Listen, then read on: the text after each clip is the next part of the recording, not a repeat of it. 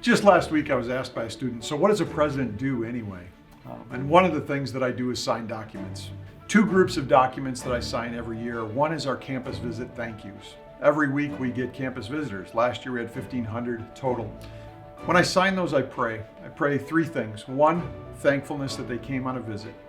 Two, that if we get a chance to serve them as a student, we do so faithfully. But three, that God will make clear to them where He wants them, whether it's Dordt or somewhere else. My other signatures are diplomas. And when I sign diplomas, it's been my goal during my presidency to know every student before I sign their diplomas. And I haven't hit 100% yet, but I get pretty close. But what I do know when I sign those diplomas is that between our faculty, our staff, that we do know that student well. And when I think about the Wall Street Journal having named Dordt #1 in student engagement for the last 4 years, I think it's because of that relational community and the way in which we not only care about what students are learning, getting them the head knowledge to go out and serve, but readying their hearts and discipling them into kingdom service for Christ. And that's when I sign a diploma, I'm saying you're ready for service to the King. One of the most enjoyable parts of my job is connecting with students and alumni. We have all the freshmen over at our home, my wife and I, for dinners in the fall semester. We have 12 dinners every fall. I give them an overview of the history of the university as well as maybe some things to watch for in their 2 or 4 years that they're going to be here. We have them again for lunches or dinners in their last semester. That launching piece to say, here's what we've invested in you.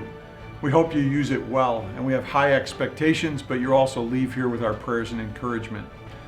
To see our young alumni already going out and serving in communities, in organizations, in businesses, in nonprofits, in all kinds of ways. And to be able to see that come full circle, watching them come in as recent high school graduates, watching them leave through their graduation, and then going out and serving, is just truly, to watch that all come full circle is one of the truest joys of this job.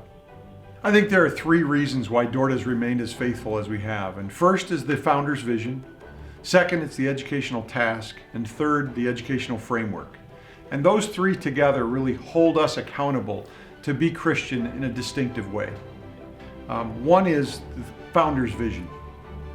Before this place was started, the founders said this: don't be a Christian college if all you're going to do is be a regular college and add some prayer or chapel. But be a Christian college in that everything you do is permeated with the spirit and teaching of Christianity. So that Christian story does permeate every aspect of our campus. Well, how do we do that? It starts with the educational task. It's a written document, and it says this: if we look at Scripture, why should we even have a Christian college? And the educational task kind of serves as an educational creed, where it looks biblically about bringing up the next generation in the faith, almost the way the Israelites did or the way the apostles did. And they say, in a contemporary context of a Christian university, how should you integrate faith into every aspect of the campus? And we take that seriously. And the educational framework is the other piece of Dordt's worldview. And that really asks 4 essential questions. First of all, who owns your heart? And we affirm that as Christians, Christ owns our heart. And we ask the other question of how do things hang together? We call it creational structure. How is the world created by God before the fall in an orderly way and in a way that gives glory to His name? Unfortunately, we don't see the world in that way because of sin. And that's the third question of creational development. Since the original creation, how have things gone away from God in following the way of the world? And how are things returning to God through the atoning work of Jesus Christ? And then the last question is contemporary response.